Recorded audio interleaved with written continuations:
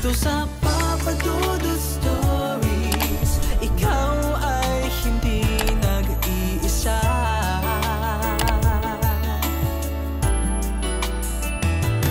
Dito sa Papa Dudut Stories, may nagmamahal sa'yo. Papa Dudut Stories. Papa Dudut Stories. Sa lahat po ng mga nakatutok ngayon, huwag pong kalimutan mag-like, mag-share at mag-subscribe. Maraming salamat po sa inyong lahat.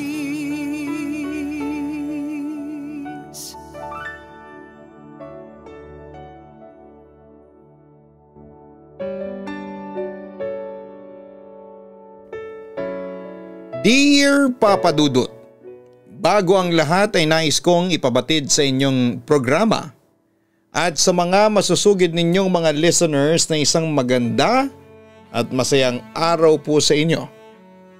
Ako si Joy, 30 years old at isang encoder sa isang shipping company. Papa Dudut, ako ay isa sa mga fanatic mo at ng iyong programa. Favorite pastime ko nga po ang inyong mga ina-upload sa YouTube ninyo, lalo na tuwing gabi.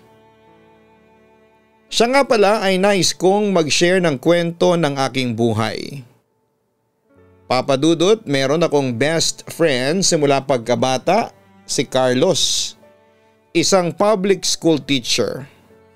Matanda ako sa kanya ng 4 na taon. Bata pa lamang kami ni Carlos ay masasabi kong super close na kaming dalawa. Halos pareho kami ng hilig at nagkakasundo kami sa lahat ng bagay. Bukod doon ay halos magkamukha kami.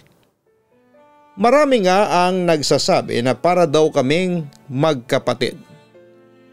Samantala dahil sa pagiging close naming dalawa, ay hindi ko po maiwasang mahulog ang loob sa akin ni Carlos. Papa Dudut, niligawan niya ako. Alam ko na tunay ang nararamdaman niyang pag-ibig sa akin. Pero ang problema, parang kapatid lang ang turing ko sa kanya. Bukod roon ay meron akong ibang lalaking mahal. Si Roymer na kababata naming dalawa ni Carlos. Sa kabilang banda ay nagpatuloy sa panunuyo sa akin si Carlos hanggang sa isang araw sa simbahan. Joy, bakit mo ba ako inaya dito sa simbahan? Curious niyang tanong sa akin. May sasabihin ako sa iyo kaya dinala kita dito. Humingi kasi ako ng tulong sa Diyos na magdesisyon. Sagot ko sa kanya. Magdesisyon? Para saan? May desisyon ka na ba tungkol sa ipinagtapat ko sa iyo tungkol sa espesyal kong nararamdaman sa iyo? Seryoso niyang tanong sa akin. Tumango naman ako bilang sagot sa kanya. Oo, yun ang inihingi ko ng tulong sa Diyos para makapag-decide ako ng tama. So ano na, Joy? Samantala bago ko sagutin ang kanyang tanong ay huminga muna ako ng malalim. I'm sorry Carlos, pero na-realize ko na wala akong nararamdamang espesyal para sa iyo. Na hanggang magkaibigan lang tayo. Pagtatapat ko sa kanya. Nanlumo naman si Carlos pagkarinig sa aking sinabi. Joy, mahal na mahal kita, giit pa niya sa akin. Alam ko kung gaano mo ako kamahal at nararamdaman ko yon. Kaso Carlos, kahit na anong gawin ko wala talaga akong nararamdamang pagmamahal sa iyo. Hindi ko naman pwedeng piliting mahalin ka kasi lalong lalala lang ang sitwasyon. Pasensya na talaga Carlos. Pwede pa naman nating ipagpatuloy ang friendship natin. Ako pa rin naman ang best friend mo. Pampalubag loob ko na lamang sa kanya. Pero ayaw ko namang maging best friend ka. Gusto kitang makasama habang buhay. Giit pa niya sa akin. Kaso hindi talaga pwede. Huwag nating piliin ang mga sarili natin, ang sabi ko sa kanya. Halata noon kay Carlos na pinipigilan niyang umiyak sa harapan ko. Bakit? Sino bang dahilan? Bakit hindi mo ako makuhang mahalin? Si Roymer ba? Seryoso niyang tanong sa akin. Oo, si Roymer nga. Siya ang mahal ko, hindi ikaw. Bagamat ayaw kong saktan ang kalooban ng aking kaibigan, pero kailangan kong sabihin yon nang sa ganon ay hindi na siya umasa. Joy, bakit ba siya ang pinili mo sa halip na ako? Ano ba ang nakita mo sa kanya na hindi mo nakita sa akin? Gusto niyang malaman ang kasagutan. Carlos, mabait ka at may itsura, mapagmahal, maalaga. Swerte ang babaeng mamahalin mo. Kaso ang problema ay hindi ka ang tinitibok nitong puso ko. Carlos, makakakita ka pa ng ibang babaeng magmamahal sa iyo ng tunay. Nangihinayang lang ako kasi hindi ako yung babaeng yon. Paliwanag ko naman sa kanya. Sa pagkakataong yon ay hindi na niya napigilang umiyak. Wala na ba talagang pag-asa na mahalin mo ko? Hindi ko masasabi yan, Carlos, basta ang alam ko, si Roymer lang ang mahal ko. Diretsang sagot ko sa kanya. Ang swerte naman ni Roymer kung ganon, ang sabi ni Carlos bago napahagulhol siya sa aking harapan. Huwag mong sabihin yan. Tandaan mong hindi lang ako ang babaeng magpapasaya sa iyo, Carlos. Maniwala ka sa akin, makikita mo rin ang babaeng nakalaan para sa iyo. At kapag nakita mo na siya, makakalimutan mo rin ako, ang sabi ko na lamang sa kanya. Hindi kita makakalimutan, Joy. Ikaw lang ang mamahalin ko, giit niya sa akin. Kahit na hindi tayo ang para sa isa't isa, Carlos, ako pa rin ang best friend mo. Ang kababata mo. At kahit na anong mangyari ay hindi magbabago ang samahan nating dalawa. Sinabi ko yon para naman kahit papaano ay maibsan ang sakit na nararamdaman niya ng mga sandaling yon. Sige, Joy. Hindi ko na ipipilit pa sa iyo ang sarili ko. Kung kanino ka maligaya, doon ako susuportahan kita kahit na masakit sa akin. Isusuko ko na ang pagmamahal ko sa iyo. Sana'y maging masaya kayo ni Roymer. Yon ang sinabi niya sa akin bago siya tuluyang umalis at hindi muna nagpakita o nagparamdam sa akin sa mahabang panahon. Papadudot, alam ko kung gaano kasakit yon sa part ni Carlos, pero kailangan ko yung sabihin sa kanya. Ayaw ko kasi siyang pasahin, bukod sa mas masasaktan siya kung pipilitin ko siyang mahalin kahit na iba talaga ang mahal ko. Hindi kaya yon ng konsensya ko, Papadudot. Samantala pagkatapos ng eksenang yon ay hindi muna ako kinibon ni Carlos at iniwasan niya ako. Naintindihan ko naman siya, Papadudot, at ayaw lang niyang masaktan. Lalo na kapag kasama ko si Roymer at masaya kami sa isa't isa. Samantala 2 taon tumagal ang relasyon namin ni Roymer. Nung una ay naging masaya ako sa piling ni Roymer pero dumating ang panahon na binayo ng pagsubok ang aming relasyon. Agad na bumitaw si Roymer kasi may nabuntis siyang ibang babae at kailangan niyang panagutan yon, Papadudot. Sobra kong nasaktan noon. Buti na lamang at to the rescue ang aking guardian angel. Diyos ko, bakit ganon ang nangyari sa amin ni Roymer? May mali ba ako? Ano bang naging pagkukulang ko sa kanya? Mali ba ako ng minahal? Ang sakit ng ginawa niya sa akin. Minahal ko pa naman siya ng buong tapat tapos ay lolokohin at iiwanan lamang niya ako ng basta-basta. Diyos ko, tulungan mo ako makamove on. Yon ang natatandaan kong dasal sa Panginoon ng mga panahong yon. Hanggang sa bigla na lamang akong nakarinig ng boses ng lalaki mula sa aking tabi. Joy, anong ginagawa mo rito sa simbahan? At saka bakit ka umiiyak? Ano nangyari sa iyo? Nagulat naman ako nang makita ko si Carlos sa aking tabi. At hindi ko naitago sa kanya ang sakit na nararamdaman ko. Carlos, tulungan mo ko. Umiiyak kong sabi sa kanya. Oo, tutulungan kita, magkaibigan tayo, hindi ba? Ano bang problema mo? Bakit ka ba umiiyak? Usisa niya sa akin. Si Roymer, iniwan na niya ako pag-amin ko sa kanya. Pero bakit? Hindi ako makapaniwala. Joy, almost 2 years na kayong magkarelasyon. Tapos masisira lang ng ganon? Akala ko ba mahal na mahal ka ng lalaking yun? Tila gulat na gulat niyang tanong sa akin. May nabuntis siyang ibang babae at mas pinili niya yon kesa sa akin. Carlos, niloko lang niya ako. Minahal ko naman siya at naging mabuting nobya naman ako sa kanya. Pero sinaktan pa rin niya ako. Carlos, ang sakit-sakit ng ginawa niya sa akin. Wika ko. Mamayang kaunti ay naramdaman ko na lamang na nakasandal na ako sa kanyang balikat. At doon ay inaalo niya ako para maibsan ang sakit na nararamdaman ko. Huwag mo nang iyakan pa si Roymer. Hindi siya ang lalaking iniiyakan at pinaghihinayanganan. Kalimutan mo na siya. Isipin mo na lang at hindi siya ang lalaking nararapat para sa iyo. Ano Joy, tahan na. Sige ka, masasayang lang ang ganda mo kung ipagpapatuloy mo ang pag-iyak mo, ang sabi pa niya sa akin. Mahal ko pa rin siya, Roymer. Pagtatapat ko pa sa kanya. Huwag ka nga magpakatanga. Best friend. Mamahalin mo pa rin ba ang isang taong sinaktang ka lang? Joy, kalimutan mo na ang lalaking yun.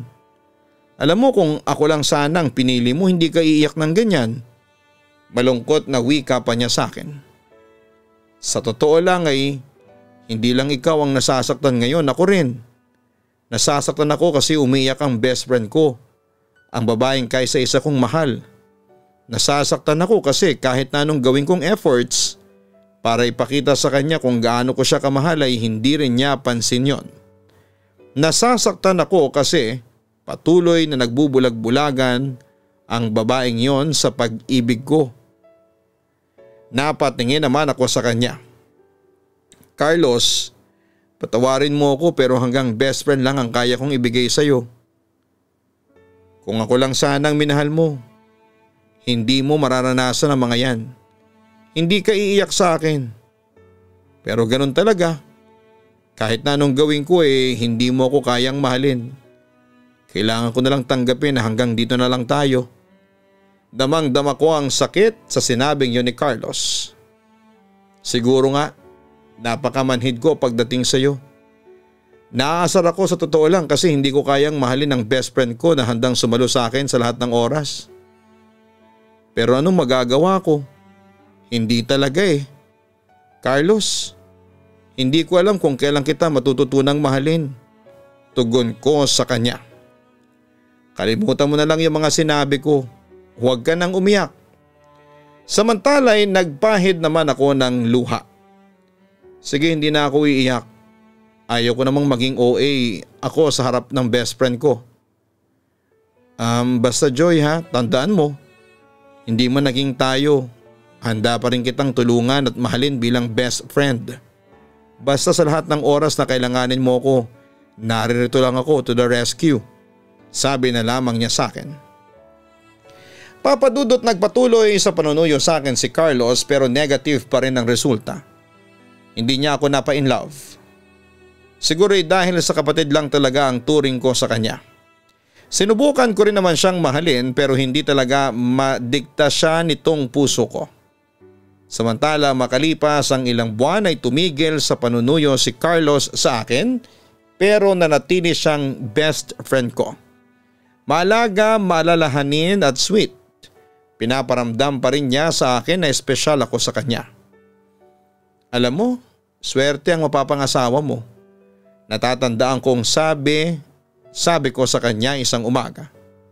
Napangiti lamang noon si Carlos. At paano mo naman nasabi yan? Siyempre maalaga ka. Maalalahanin, masipag. Tingnan mo nga yun, no? Alaga mo ako ngayon. Puri ko naman sa kanya.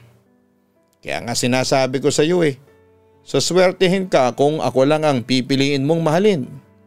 Maya-maya sabi niya sa akin. Hindi naman ako nakakibo noon dahil napapaisip din ako. Kung swerte pala ang mapapangasawa niya bakit hindi na lamang ako? Bakit pa kasi ayaw mo pa akong piliin Ilang beses na nga akong nagpaparamdam sa iyo. Biro pa niya sa akin. Hindi pa rin ako kumibo noon at nakangiti lamang habang nakatingin sa kanya. Bakit ba kasi ayaw mo akong mahalin? Siguro naman qualified na ako sa standards mo. Alam mo Joy, pinapahirapan mo lang ang sarili mo. You keep on searching for Mr. Right pero ang hindi mo alam ay kaharap mo na ang lalaking handang maging Mr. Right para sa iyo. Pangungumbinsi pa niya sa akin. Carlos, ilang beses ko bang sasabihin sa iyo na hanggang magkaibigan lang ang kaya kong ibigay sa iyo? Mahina kong response sa kanya.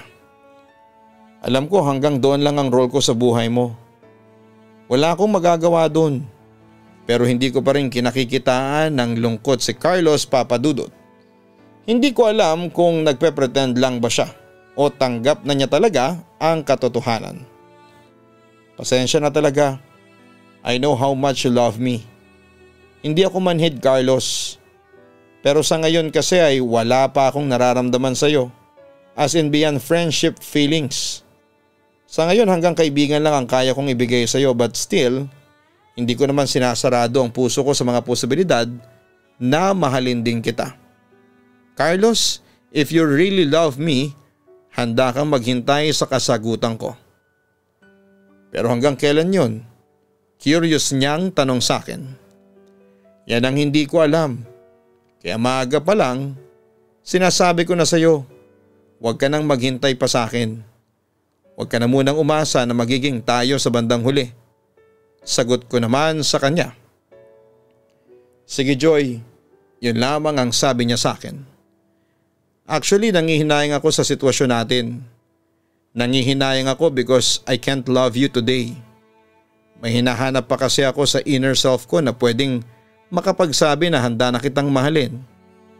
Pero hindi ko pa siya mahanap On the other hand, ayaw ko namang maging selfish sa iyo kaya hanggang ngayon ay sinasabi ko sa iyo na magmahal ka ng iba because I admit, baka wala kang mapala sa paghihintay sa akin.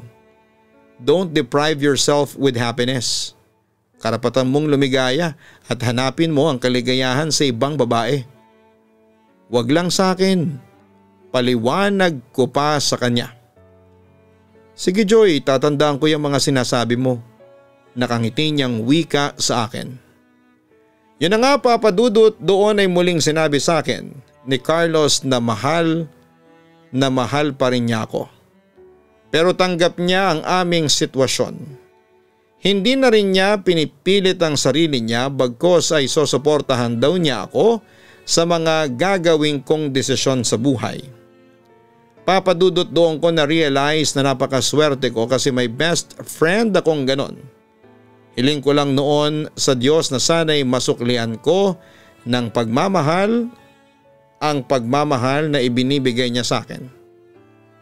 Papadudot nagpatuloy ang pagiging magkaibigan namin ni Carlos kahit na hindi ko masuklian ang pagmamahal niya sa akin. Bagamat inaamin ko na nagigilty ako ay samantala tumigil na si Carlos sa panliligaw sa akin na siya ko namang na-miss. Hindi ko may paliwanag pero hinahanap-hanap ko yung mga panunuyo at pangungulit niya sa akin noon. Papadudot masyado akong nanibago noon kaya isang araw naglakas loob na akong tanungin na si Carlos. Samantala isang araw ay nagpa siya si Carlos na tulungan akong maglinis ng bahay. At habang naglilinis kami ng mga pinggan ay hindi maalis sa amin ang harutan. Ang bilis mo namang maghugas, puna ko sa kanya. Mabilis ako pero pulido yan kahit amuin mo pa yan. Mabango hindi ba? Pagmamalaki pa niya. Alam ko naman yon, kilala kita. Lahat ng ginagawa mo ay pulido. No wonder ilang beses ka nang na-promote sa kumpanyang pinagtatrabahuhan mo. puri ko naman sa kanya. Oo nga, mabilis nga ako sa mga gawaing bahay at opisina pero pagdating sa iyo mabagal. Ikaw kasi, ang hirap mong mapa-oo. Biro niya sa akin. Saglit akong natawa pagkatapos ay may tinanong ako sa kanya. Mahal mo pa rin ba ako hanggang ngayon? Tinatanong pa ba yan? Alam mo ang sagot, wika niya sa akin sabay kindat. Natanong ko lang kasi akala ko sumuko ka na sa akin. Hindi ka na kasi nanliligaw sa akin eh. Katwiran ko. Bakit, namimiss mo ba? Panunubok pa niya sa akin. Sabihin na nating oo. Mahinang tugon ko sa kanya. Mahinang tumawa si Carlos bago muling nagsalita. Talaga? Joy, oo, inaamin ko na hindi pa rin nagbabago ang nararamdaman ko para sa iyo. Pero tumigil na ako sa panliligaw kasi ayaw ko namang makulitan ka sa akin. At saka alam ko na hindi na magbabago ang pagtingin mo sa akin. Tinanggap ko na lang na hanggang best friend na lang tayo. At saka pinaubaya ko na sa tadhana ang lahat. Kung mamahalin mo ko di ayos. Kung hindi ay ayos pa rin kasi meron ng room na para tumibay ang friendship natin. Paliwanag naman niya sa akin. Nakaramdam naman ako ng guilt at lungkot dahil sa mga sinabi niyang yon, Papa Dudut.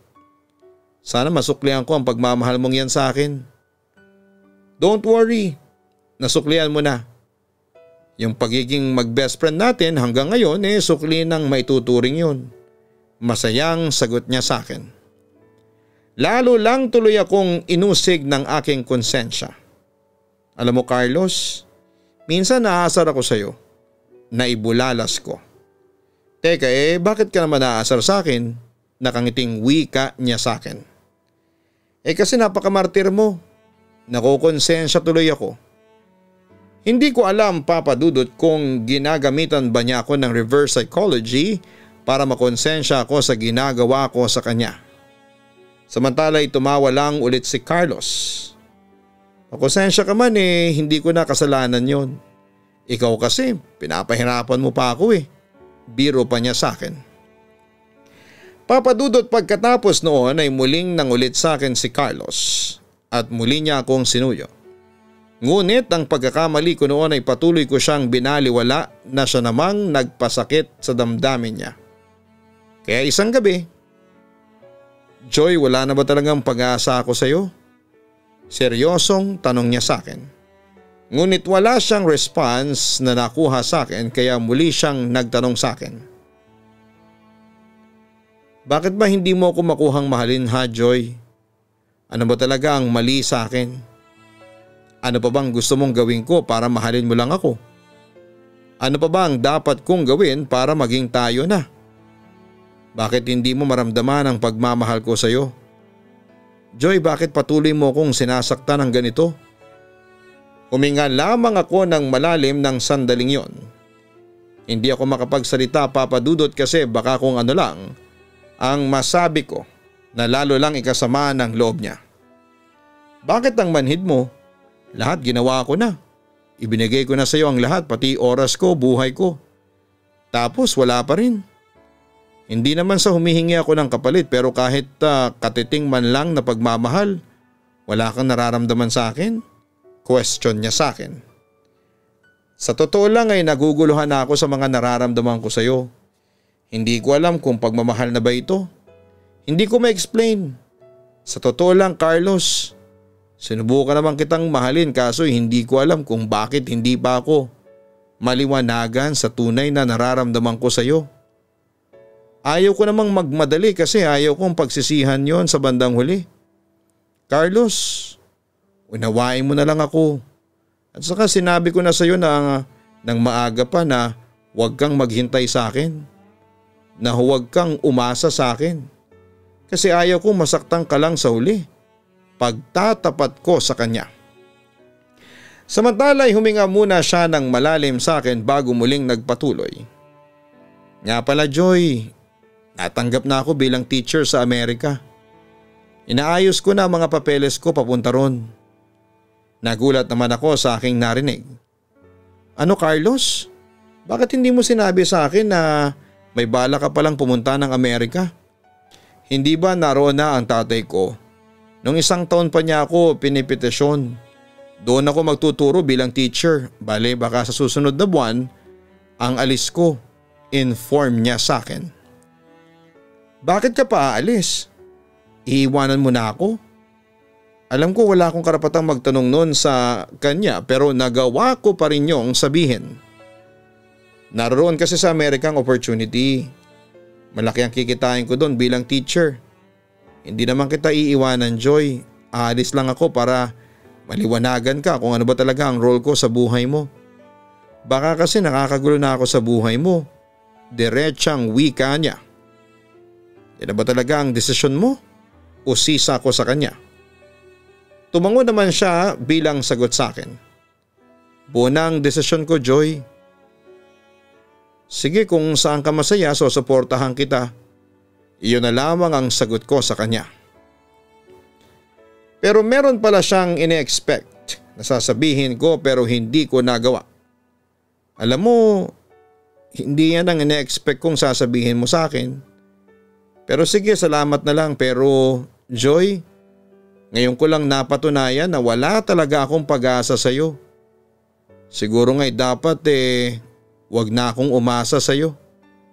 Sige, susubukan kong kalimutan itong mga nararamdaman ko sa iyo. Ang sabi pa ni Carlos sa akin. Sa totoo lang, ayaw kitang umalis. Pero ano bang magagawa ko? Ang sabi ko sa kanya. Pero kinontra yon ng best friend ko. Meron kang magagawa kung sasabihin mo lang sa akin na mahal mo ko. Hindi na ako aalis. Pero alam ko naman na hindi mo yon sasabihin sa akin ngayon. Yun na lamang ang sinabi niya sa akin bago kami tuluyang nagkahiwalay na dalawa. Papadudot, doon ay hindi ko inaasahang malalaman mula sa kanya na nakatakda pala siyang umalis noon papunta sa Amerika. Sa totoo lang ay nakaramdam ako ng lungkot at inuudyo na ako ng konsensya ko na sagutin na siya pero binabaliwala ko pa rin siya. 1 buwan nang lumipas ay natuloy papunta ng Amerika si Carlos. Doon ako sobrang nangulila sa kanya. Doon ko rin na-realize ang kahalagahan niya sa buhay ko. Na mahal ko pala siya. Kaso 1 taon nang lumipas pero wala akong naging balita kay Carlos. Papadudot, sobra akong nalungkot noon at pinagsisihan ko ang pambabaliwala ko kay Carlos. Kaya araw-araw kong pinapanalangin sa Diyos na sana'y magparamdam na si Carlos. Hanggang sa isang araw ay dininig ng Diyos ang aking panalangin. Carlos, hindi mo alam kung gaano ako nangulila sa iyo. Alam mo ba, sa 1 taong pagkawala mo, na-realize ko na mahal talaga kita, Carlos. Oo, mahal na mahal kita. Nakikiusap ako sa iyo na bumalik ka na rito sa Pilipinas. Pakiusap ko sa kanya noon. I'm sorry, Joy, pero hindi na ako makakabalik dyan. Sabi sa akin ni Carlos habang kausap niya ako sa telepono. Ha, pero bakit? Carlos, nagtataka kong tanong sa kanya. Hindi na pwedeng maging tayo. Diretsa niyang sabi sa akin. Anong ibig mong sabihin? Carlos, wag mong sabihin sa akin na kinakabahan kong wika noong sandaling yon. Kaya ako tumawag sa iyo kasi magpapaalam na ako sa iyo. Ngayon ang araw ng kasal ko. Kaya hindi na pwedeng maging tayo. Pag-amin ni Carlos sa akin. Pero mahal na mahal kita. Totoo yung sinabi kong yun. Doon ko na na-realize kung gaano ko pala siya kamahal, Papadudot. Pero huli na ang lahat. Sana noon mo pa sinabi sa akin yan. Kung mahal mo talaga ako, noon pa lang ay pinahalagan mo na ako. Pero hindi. Alam mo, Joy, masakit sa akin noong sabihin mo sa akin na wala akong pag-asa sa iyo. Kahit masakit, tinanggap ko yun. Akala ko wala nang katapusan itong sakit pero mahal ako ng Diyos. Ibinigay niya sa akin ang babaeng nakatakda para sa akin. Kahit na hindi man naging tayo, masaya na rin ako kasi natutunan ko ang magparaya. Paliwanag niya sa akin. Sa kabilang banda ay hindi ko na napigilan na umiyak habang hawak-hawak ko ang telepono. Hanggang dito nga lang tayo. Pero Joy, pwede pa naman nating ipagpatuloy ang pagiging mag-best friend natin. Siguro Diyos na mismo ang may kagustuhan nito. Alam niya na mas mabuti kung magiging mag-best friend lamang tayong dalawa pagtatapos pa ni Carlos. Papa Dudut, sobra akong nasaktan noon, sobra akong pinagsisihan ang lahat. Pero tinanggap ko na lamang ang katotohanan kasi ako rin naman ang may kagagawa noon. Hinangad ko na lamang na maging masaya si Carlos sa buhay niya. Samantala'y kahit na hindi kami naging magkatuluyan ni Carlos ay naririto pa rin siya sa puso ko hanggang ngayon. Nasa aking puso pa rin ang mga alaala niya sa akin. Papa Dudut, siguro nga hanggang ngayon ay nangihinayang pa rin ako pero sa mga pagkakamali ko kay Carlos, marami po akong natutunan. Natutunan kong pahalagahan ang mga pagkakataong ibinibigay sa iyo ng tadhana. Hanggang dito na lamang ang sulat ko, at least ay naibahagi ko rin sa wakas ang buhay pag-ibig ko sa inyo, Papa Dudut. Dahil ilang beses ko na rin tinangkang sumulat kaso dahil sa sobrang busy ay ngayon ko lang natapos. Papa Dudut, muli ay maraming salamat sa kaunting panahong ibinigay mo sa akin. Sa mga miyembro ng staff mo, more power sa inyo and God bless. Lubos na nagpapasalamat, Joy. Hindi ka namin masisisi, Joy, kung umabot pa sa mahabang panahon bago mo na-realize na mahal mo pala si Carlos. Mahirap naman kasi na magpadalos-dalos ng desisyon. At saka hindi mo naman siya pinaasa dahil siya ang kusang naghintay sa iyo. Pero ganun talaga, it means na hindi talaga kayo ang para sa isa't isa ni Carlos at kailangan mo na yung tanggapin. I know one day na matatanggap mo rin yon at makaka-move on. At huwag kang mag-alala dahil malay natin meron palang magandang plano ang Diyos sa iyo. At ibibigay niya yon sa iyo sa tamang panahon. Kaya cheer up, Joy, at huwag kang malungkot at huwag mong sisihin ang sarili mo dahil sa pag-ibig minsan mahabang pinagdaraanan bago mo ma-realize ang tunay mong nararamdaman. Muli maraming salamat sa iyo dahil nabasa namin ang iyong kwento na siyang nakapagbigay ng aral sa amin at sa lahat ng mga nakikinig ngayon. Huwag kalimutan na mag-like, mag-share at mag-subscribe. Hanapin po ang Kaistorya YouTube channel para po sa mga horror stories na amin pong daily ina-upload sa channel na yan. Ganon din po sa Gian Gianna Vlogs. Salamat po.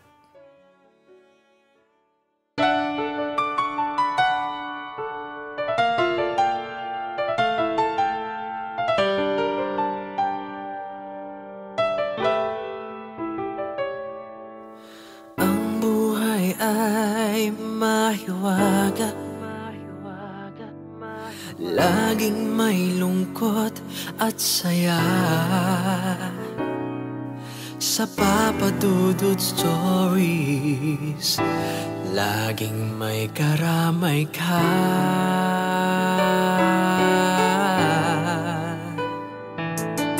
Mga problemang kaibigan,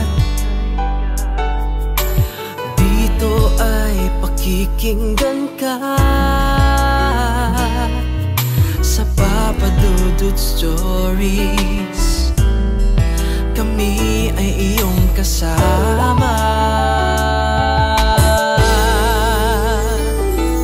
Dito sa Papa Dudut Stories, ikaw ay hindi nag-iisa.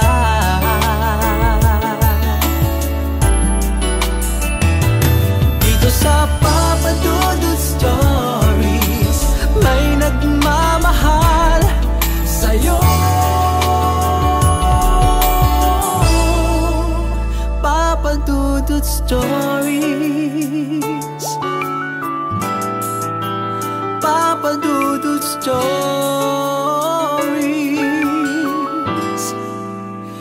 Papa Dudut Stories.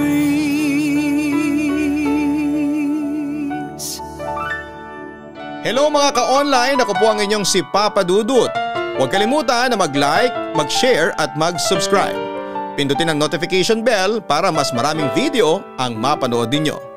Maraming salamat po sa inyong walang sawang pagtitiwala.